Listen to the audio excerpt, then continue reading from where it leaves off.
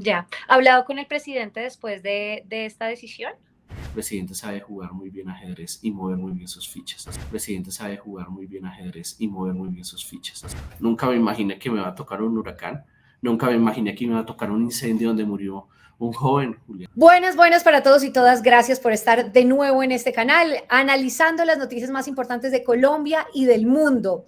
Hoy vamos a hablar con una persona que estuvo a cargo del Consulado de Colombia en México, Andrés Hernández. Es importante hablar con él porque hace muy pocos días se conoció que anularon su nombramiento precisamente como cónsul de Colombia en este país. Así que es importante hablar con él de muchos temas. Y le agradezco que esté acá, Andrés Hernández. Muchas gracias. Ustedes, de hecho, una de las personas más cercanas al presidente Gustavo Petro. Y le agradezco que esté acá en este espacio, en este canal. Mil y mil gracias. María Camila, un saludo para usted y para toda su audiencia. Qué bueno estar en su canal, que veo que ha cogido fuerza. Mucha, mucha, mucha, mucha. De hecho, la gente que está viendo este video, si no se ha suscrito, por favor, suscríbanse acá abajito. Les agradecería si lo hacen y comentan este video y también lo comparten con sus seguidores, con sus amigos y conocidos. Cónsul todavía le puedo decir cónsul. Sí, hasta que no salga el decreto de desvinculación, sigo siendo cónsul en función. ¿Cuál fue la razón por la cual anulan su nombramiento? Porque se ha hablado mucho y se ha asegurado que de hecho la razón por la cual usted sale de este cargo es porque no cumplía con los requisitos para estar en la delegación internacional. ¿Esto es cierto o no es cierto? No es cierto, es lo que han dicho algunos opositores no solamente al presidente, sino a mí, de que se trataría de los requisitos para ser nombrado, ¿no? De hecho, el mismo Consejo de Estado en primera instancia, cuando se empezó todo este proceso de la demanda del nombramiento, señaló que el concepto de función pública, donde decía que yo no contaba con los requisitos para ser nombrado, pues lo desmintió, lo tumbó, dice que no puede ser tenida en cuenta esta prueba dentro del proceso, puesto que los cumplía en su totalidad. El decreto ley 274 señala que para la provisionalidad solamente se requiere ser colombiano, tener un título profesional o experiencia, y muchas veces la gente al momento de leer interpreta la O mal, y eso puede llevar y acarrear problemas, porque la O es de alternativa y una I es de vinculante, y ahí es donde nosotros tumbamos ese concepto de función pública, porque demostramos que no se está pidiendo ni lo uno ni lo otro, sino o usted tiene uno o usted tiene lo otro que puede ser nombrado. Eso quiere decir, Andrés, para que le quede claro a la gente, señor cónsul, para que le quede claro a la gente, usted tenía los requisitos, es decir, el cargo, el diploma, perdón, y la experiencia incluso, la experiencia que había tenido, de hecho, como trabajando con el presidente, que duró un montón de años trabajando, o que ha durado un montón de años trabajando con el presidente. Yo recuerdo incluso que lo conocí ya trabajando con el, no mentiras, desde antes de que trabajara con el presidente. Sí, porque pues el artículo 27, bueno, el decreto ley 274 te dice eso, o tienes un título o tienes o debes tener una experiencia que sea relacionada, adquirida o que sea vinculante a tu profesión. Y pues si nos ponemos nosotros a hacer cuentas frente a mi experiencia, pues que tengo 8 años en los medios de comunicación, Caracol, RCN, bueno, en fin, en lo que he estado, y pues llevo con el presidente ya vamos para casi 7 años, 6, 7 años. Entonces, cuando sumas todo eso, pues obviamente se da que pues hay bastante experiencia relacionada, adquirida, o pues todo esto que ellos dicen, y el requisito para la provisionalidad es ese. El requisito es o tienes título, y si no tienes título, presenta entonces la tabla con los años de experiencia, y pues se cumplía. Entonces, por esa razón, no fue tenido en cuenta ese concepto de función pública, porque cumplíamos con los requisitos para ser nombrados. Mire, cuando esta noticia sale, de hecho, el embajador Moisés Ninco Daza pone un trino y dice que, de hecho, hay mucha gente que ha querido tumbar los cargos a los que ha dado el presidente de la República, por ejemplo, como todo su equipo en México, pues tanto él como usted. ¿Usted está, digamos, de acuerdo con el embajador? Pues son casos distintos, ¿no? Buenas. Paso por acá para darles una pausa y decirles que se suscriban rápidamente acá. Clic, suscríbanse. Puesto que la figura de embajador, su contrato o su decreto es de libre nombramiento y remoción, a diferencia del cónsul, que es por una provisionalidad. Son totalmente distintos. El embajador, la potestad y el nominador es el señor presidente de la República. En mi caso, pues obviamente quien me designa es el señor presidente, pero en una figura que es de provisionalidad, que es totalmente distinta. Nosotros dependemos de que hayan unas certificaciones de parte de talento humano, dependemos que efectivamente no haya la persona que de carrera diplomática y consular que esté disponible para el cargo, y así puede ser nombrado la provisionalidad. Son totalmente temas totalmente distintos, que sí hemos visto una consecuencia en los nombramientos de cónsules que ha dado el señor presidente Gustavo Petro, que se han caído por lo mismo, por una certificación. No sabemos si es intencional, si no es intencional. Bueno, eso ya quedará en la memoria y en la mente de las personas que lo hicieron. Pero por nuestro lado vamos a continuar. Nosotros somos respetuosos con mi equipo jurídico, somos respetuosos de las normas, de las leyes, y somos respetuosos de la justicia, a la cual la respetamos y la acatamos. ¿Le da guayabo irse? Me da tristeza porque logramos hacer cambios significativos. Eh, Desde que yo llegué creo que le hemos devuelto la humanidad y le hemos devuelto la dignidad al servicio consular en México, no solamente a los funcionarios, sino a la ciudadanía. Logramos llevar un consulado mucho más accesible a la gente, que la gente se deje estar preocupando hasta por una cita. Eliminamos hasta eso, hasta las citas. La gente puede venir acá en cualquier momento a hacer su trámite sin necesidad de estar pensando cómo puedo sacar la cita, porque pues cuando yo llegué había todo un entramado de corrupción para poder tener una cita. Entonces los tramitadores, cuando se abrían los espacios, ocupaban los espacios y la gente no tenía acceso a una cita para poder hacer su documento, para poder hacer su pasaporte, su cédula. Eso lo eliminamos por completo al ver tantas quejas que había de la gente de que no había espacio para hacer sus trámites. Y devolvimos poco a poco a la ciudadanía todo lo que es el consulado, y poder llevarlo a otras zonas, poder llevarlo a otras regiones de México, donde tenemos la circunscripción. Son 20 estados de los 32 y tenemos en su mayoría todo el norte, que es lo más importante. Llevamos trámites a Monterrey, donde teníamos un consulado honorario, y hoy en día se hace una vez al mes jornada de trámites. De hecho, mañana tenemos ya jornada de trámites en Monterrey, y donde las filas son enormes para que puedan hacer todas sus diligencias y acceder a los servicios del consulado. Logramos muchísimas cosas, María Camila, de poder llevarle dignidad a la gente. Logramos que se reconociera los usos y costumbres de un indígena colombiano que estaba detenido, que llevaba ya 2 años detenido en México solo por llevar yagé o ayahuasca. Logramos presentar expertos al juez, señalarle que eso hace parte de los usos y costumbres de nuestros indígenas amazónicos, y Claudino recuperó su libertad. Y pudimos hacer muchas cosas, atender. Miren, nunca me imaginé, María Camila, que me tocará a mí atender, y a mí y a mi equipo del consulado, atender un huracán. Nunca me imaginé que me va a tocar un huracán. Nunca me imaginé que me va a tocar un incendio donde murió un joven, Julián David, de 22 años, que hoy en día su familia le tengo bastante cariño y respeto. Y logramos bastantes cosas.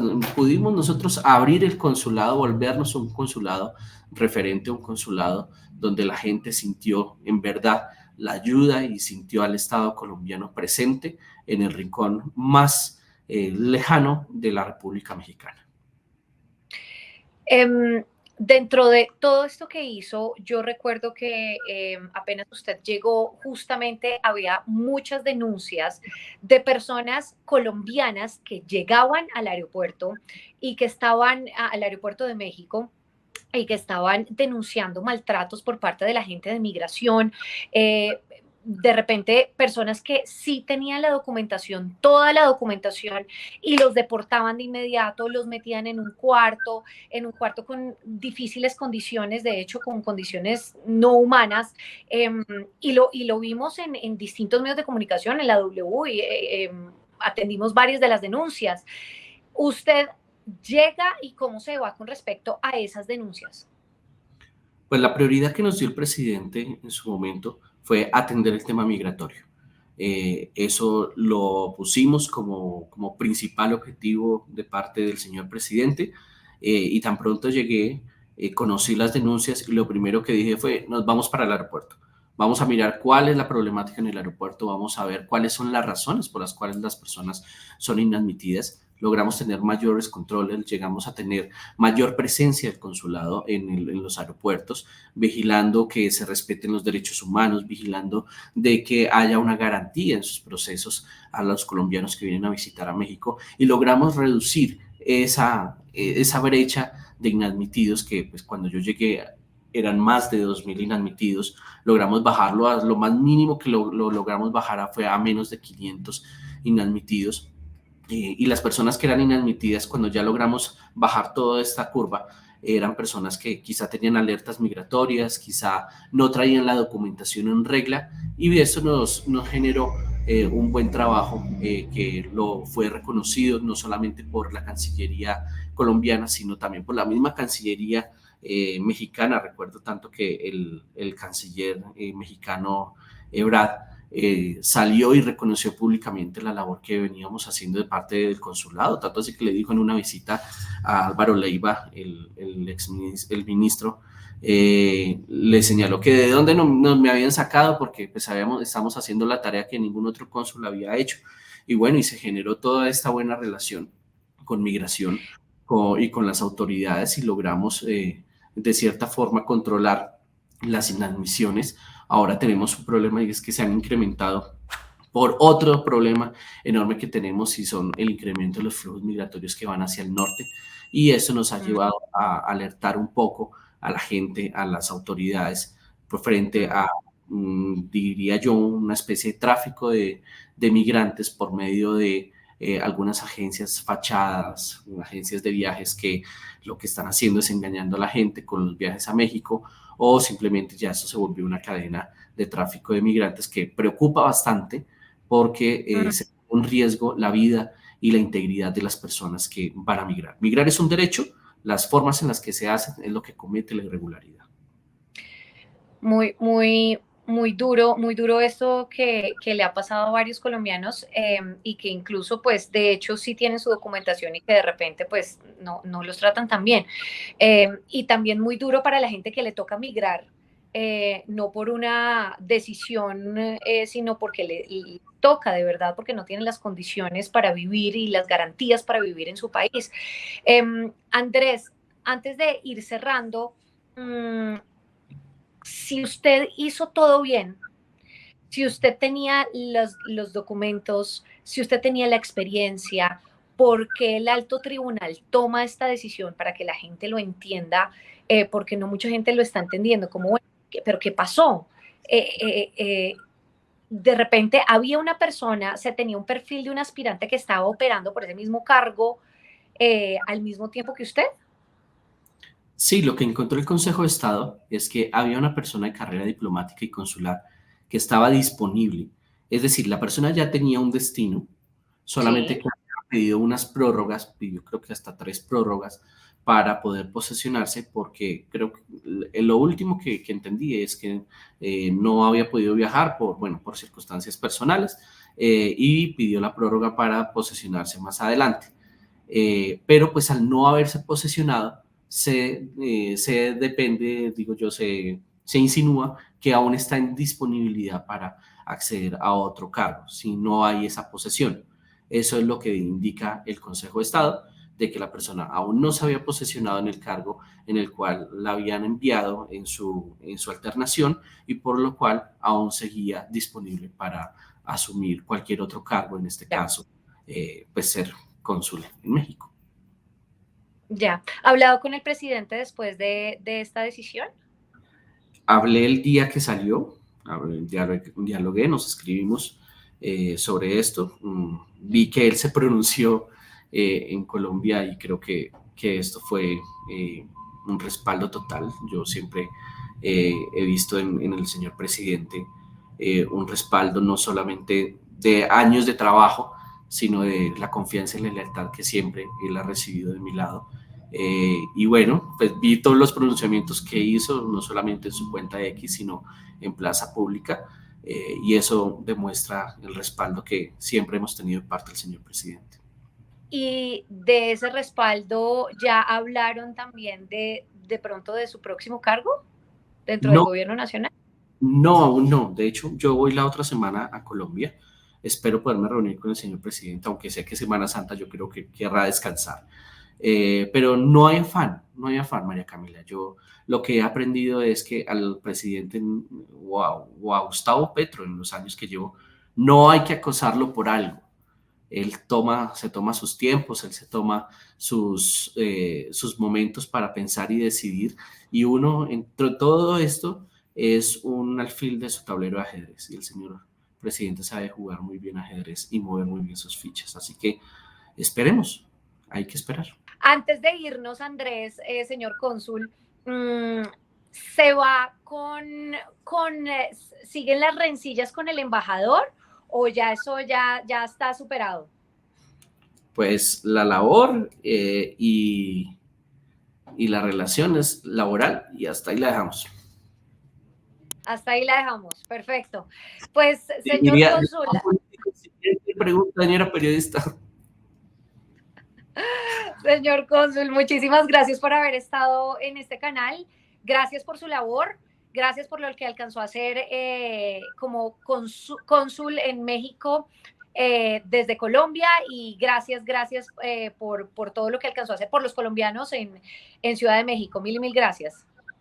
Es con todo gusto, María Camila. Siempre le aprendí a mi abuelo que las labores se hacen con humildad, con humanidad y sobre todo con la lealtad a un compromiso como el que el señor presidente me encomendó en México, que lo cumplimos a cabalidad y que dejó un equipo maravilloso de profesionales, tanto de carrera diplomática y consular como administrativa, que sé que van a continuar con este camino que logramos y espero que el próximo cónsul que llegue, sea quien sea, sea de carrera, no sea de carrera, en fin, pues pueda continuar con este legado porque quedó un gran equipo de trabajo y quedó una ruta marcada sobre un consulado de puertas abiertas, pero sobre todo donde prima la humanidad y la dignidad para las personas.